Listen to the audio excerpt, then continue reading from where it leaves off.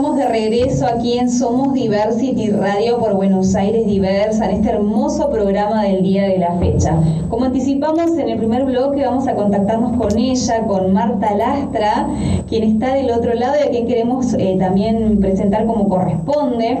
Marta es activista por la inclusión, ella es cordobesa, o al menos vive en Córdoba, ahora me va a contar bien. Tiene un currículum muy extenso, Martu también.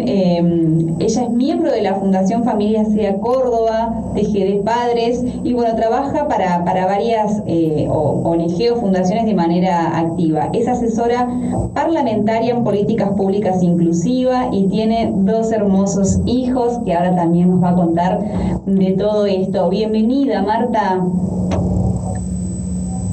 Hola, Marta, ¿me escuchás bien?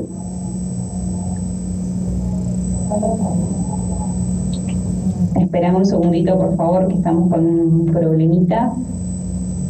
Así yo la puedo escuchar a Marta, que está del otro lado. A ver, ahora, perdón, Marta, bienvenida. Muchas gracias por la invitación, muchas gracias. La verdad es que estoy muy contenta de poder conversar un poquito y poder contestar o aclarar o profundizar inquietudes. Perfecto, nosotros estamos agradecidos porque estés conectada con nosotros en esta primera instancia, tengo que decirlo porque nos encantaría seguir en contacto, por supuesto, las veces que sea necesario. Nosotros estamos arrancando con todo este formato nuevo de la radio, así que ustedes me dirán si se escucha bien o si hay que modificar algo, así me quedo tranquila. Marta, ¿estás trabajando activamente por la inclusión hace cuánto tiempo? Y si querés contar a los oyentes más que nada, ¿por dónde nace esta vocación, por así decirlo? Bueno, mi activismo empieza más o menos hace 5 años, porque mi hijo de 9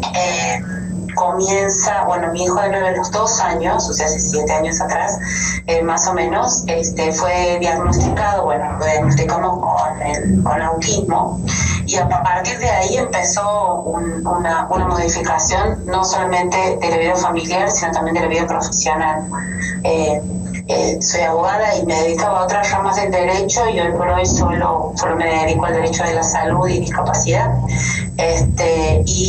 Y pude mixar, he tenido la oportunidad de que toda la formación que he tenido en mis trabajos anteriores sobre el diseño y sobre la ejecución de políticas públicas, hoy por hoy ha virado a si bien son políticas sociales inclusivas, ¿no? O sea, poder dar una perspectiva inclusiva en lo que se pueda diseñar. Creo que ese va a ser una misión de la vida, ¿no? Y quiero aclarar algo, ¿no? Empecé mi activismo con pares, empecé mi activismo con otras mamás. Ahí fortalecí, no solamente ahí empecé el trabajo, sino también que fortalecí mi persona, porque cuando uno se rodea de pares, como que se siente quizás más fuerte. A mí, en mi caso particular, dejé de llorar porque lloraba muy seguido con el diagnóstico, con la imposibilidad de hacer cosas que pensaba que la maternidad me iba a permitir, y en Genaro no lo he podido hacer. Y a raíz de juntarme, de reunirme con otras mamás, que hoy por hoy conformamos la Fundación Familia Sea Córdoba, a raíz de esas reuniones, a raíz de esas charlas, de esos chats impresionantes, ahí empezó el activismo. Empecé a entender que había que por algo estaba en todos esos lugares anteriormente y por algo estaba en ese lugar. Bueno, hermoso tu testimonio, Marta, te lo agradezco, te estábamos escuchando atentamente. Es muy importante, claro, la contención o el trabajo en comunidad o mancomunadamente con personas que por ahí están viviendo situaciones similares. Y importante esto que dijiste, que no lo nombré, que sos abogada, también en Nexo nos hizo como conteante de Nicolás Pantaroto, y es maravilloso que puedan también irse por esa rama, colaborando con todo esto. Y veo que lo haces en muchos lugares. Desde tu lugar político, quería preguntarte qué tan importante es abordar la discapacidad desde la política. en el marco, lo digo, de que, bueno, yo sé que se necesitan, por supuesto, políticas públicas inclusivas, pero qué tan real o qué tan presente está la agenda de discapacidad. Y no sé si vos, podamos hablar del programa, ¿no? Argentina Inclusiva, pero para comentar un poco, para iniciar un poco la conversación. Sí. A mí me parece, vos sabés que a mí me parece que se está dando, estamos en una etapa que es bisagra históricamente, porque quizás hace 10 años atrás todavía no podíamos ni nombrar la palabra discapacidad porque no se conocía el alcance. Y a lo que voy es que para mí es muy importante, para el diseño de políticas públicas hacen falta números, ¿sí? Y si nosotros no tenemos los números, no se pueden medir los impactos. Entonces, hoy por hoy el tener casi 5 millones de personas con discapacidad en nuestro país, con certificado de discapacidad vigente, tenemos que entender que no es menor la población, que la población de impacto con la discapacidad tenemos que tomarla como entre 2 o 4 personas, o sea que como mínimo hablamos de 10 millones de personas más que están vinculadas, relacionadas directamente con una persona con discapacidad como mínimo. Entonces, si nosotros entendemos que 15 millones como mínimo en nuestro país son protagonistas o están relacionadas con la discapacidad, vamos a entender la importancia de que el abordaje o el acompañamiento de la persona con discapacidad de su entorno sea a través del diseño de políticas públicas y no a través de parches.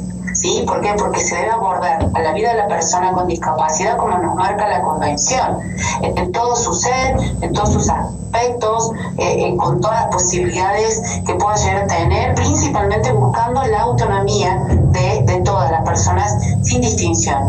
Entonces, si nosotros pensamos que la vida de la persona con discapacidad se relaciona solamente con prestaciones, estamos cerrados. Si se relaciona con el trabajo, estamos cerrados. Se relaciona con toda la vida que cualquier persona puede llegar a tener.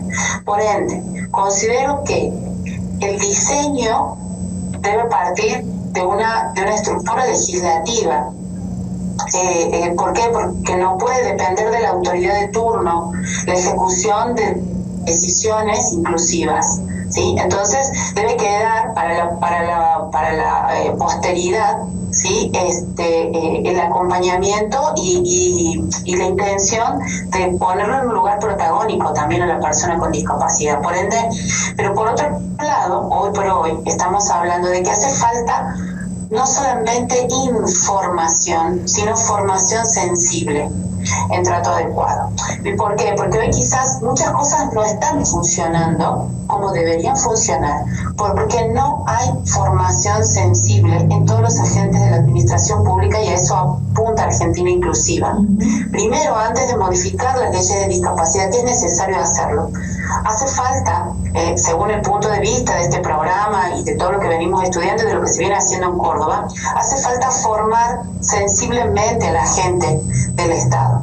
La gente del Estado que tiene las herramientas en sus manos para acercar las soluciones que propone el Estado hacia la comunidad debe tener formación en trato adecuado, debe tener formación en todos los derechos de las personas con discapacidad, y también debe abrir el alma para poder ponerse en el lugar del otro, o sea, para poder empáticamente acompañar con algo en concreto.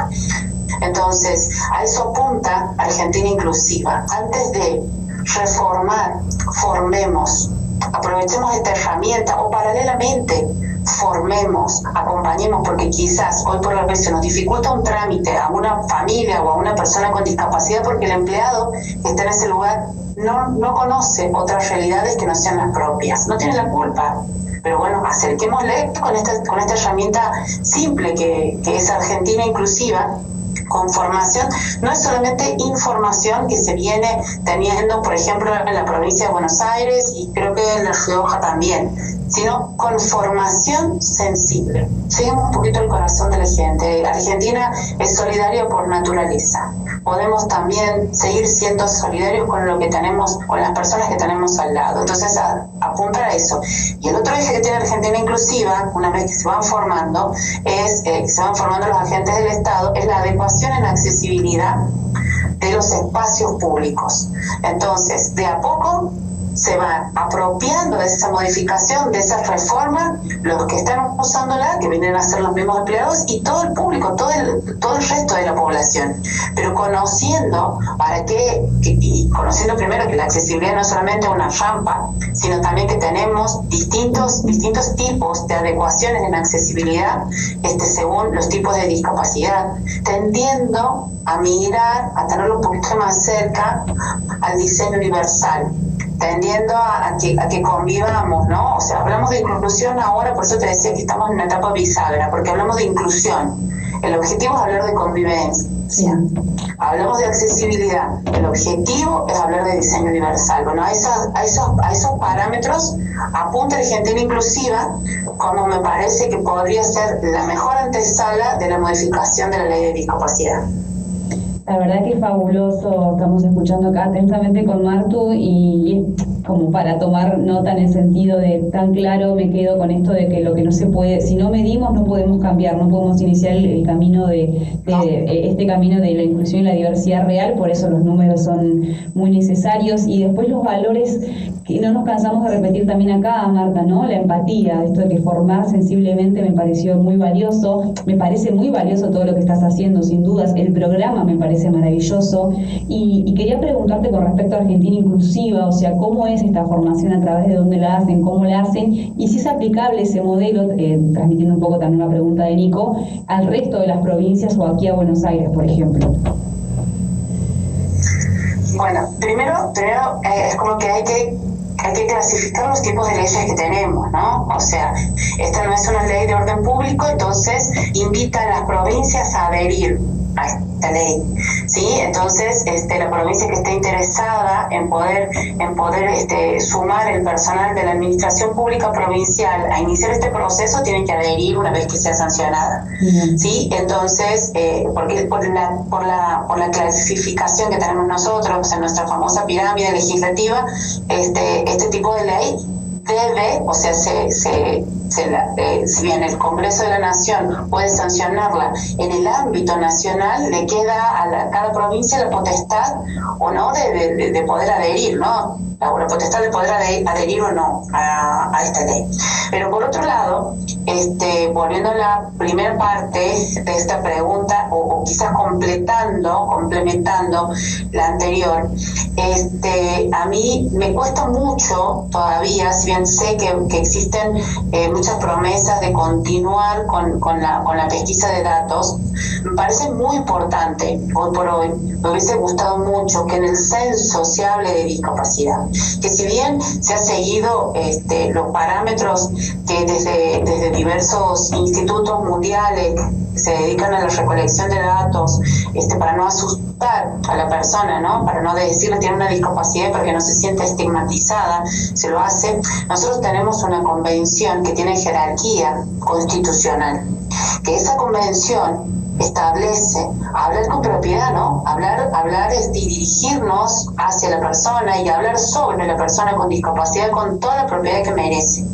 pero entendiendo la discapacidad según el modelo social. Si este modelo social se hubiese militado desde el 2007, que nosotros, 2007 que adherimos, creo, si no me equivoco, 2006 la convención, 2007 adherimos, si nosotros hubiésemos militado ese modelo social, este estigma o este miedo al estigma por la denominación discapacidad no la tendríamos. Entonces, nos perdemos en este momento una herramienta decisiva para establecer o establecer en primeros lugares de la agenda a la discapacidad. Nos estamos perdiendo. Ese es mi punto de vista. Existe muy buena voluntad de los organismos públicos de a continuación seguir midiendo, seguir contando, pero todo lo demás va a tener carácter de muestreo. No va a tener el sello oficial de un censo. El censo es obligatorio cada 10 años según nuestra Constitución. Y esos datos son necesarios ¿para qué? Para que podamos modificar las políticas o el rumbo del Y uno de esos rumos, por ejemplo, si nosotros sabemos que tenemos muchas personas con discapacidad y, por ejemplo, con una discapacidad cognitiva, va a ser el fundamento para pedir la modificación o el incremento o lo que sea de los programas universitarios que forman los médicos, de fomentar o estimular ciertas especializaciones. Por ejemplo, el neurólogo de mi hijo me comentaba, para los congresos de cardiología hay como mínimo hay 800, para los de neurología hay 200. Y si tenemos tanta cantidad de personas con discapacidad cognitiva, vamos directamente al neurólogo y al psiquiatra. ¿Y por qué tenemos tan poco? ¿Por qué? Porque no hay estímulos a ese tipo de formación. ¿Por qué? Porque no tenemos los números que justifiquen esos pedidos. Entonces, es fundamental para el diseño de políticas públicas hablar de números y darle la importancia que se merecen. Y primero escuchar o cumplir lo que nos manda la Constitución y después los que nos sugieren los organismos internacionales. Clarísimo, la verdad que muy interesante todas tus palabras, Marta. Me encantaría tenerte cuando andes por Buenos Aires por aquí o seguir en contacto, por supuesto. Mucho por hacer, pero mucho también al alcance para empezar a accionar realmente y hacer el verdadero cambio y dar ese salto, ¿no? Pasar esa bisagra y que lleguen cosas para quedarse.